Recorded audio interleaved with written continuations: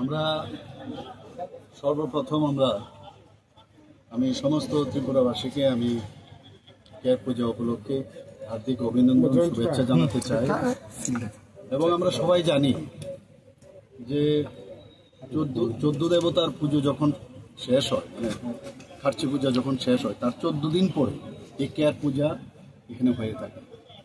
এবং মহারাজ ত্রিলোচন থেকে আরম্ভ করে এই কেয়ার পূজা শুরু হয় এবং এখনও তার যে এই পূজা সেটা কিন্তু নিয়মিতভাবে এটা চলছে এবং রাজবাড়ির সামনেই পুজো হয়ে থাকে।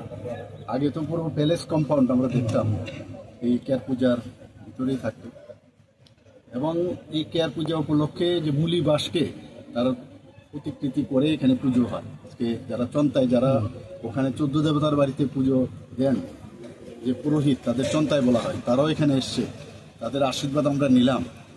এবং মেইন যে উদ্দেশ্য আমাদের জাতি জনজাতি সবাই মিলে একসাথে থাকা এবং রোগ শোক থেকে মুক্তি পাওয়ার জন্য এবং এই রাজ্যের উন্নতির জন্য, রাজ্যের যাতে কোনো রকম মানে খারাপ কিছু না হয়, তার জন্যই কিন্তু এই পুজো ইভিল। এবং এই ধরনের ইভিল যে এলিমেন্ট আছে তারা যাতে কোনো অবস্থায় মানুষের ক্ষতি না করতে পারে, বিশেষ করে যারা মহামারী রোগ ইত্যাদি হয় সেইভাবে মানুষ বাঁচতে পারে, ভালো থাকতে পারে, তার জন্যই পুজো, মঙ্গল কামনার জন্যই এটা পুজো হয়ে থাকে। এবং ভ্রাতৃত্ব বোধ আমাদের মধ্যে গড়ে উঠুক, এর জন্য এটা পুজো। শুধু মহারাজ এই যে এখানে মহারাজার বাড়ির সামনেই শুধু হয় না, রাজবাড়ির সামনে হয় না, গ্রামে গঞ্জেও অনেক যারা ত্রিপুরী আছে, ইয়াংশ যারা আছেন, বা যারা আমাদের অন্যান্য যারা ট্রাইবেল যারা জনজাতি গোষ্ঠী আছে, তাদের মধ্যেও কিন্তু এই কেয়ার পূজা হয়।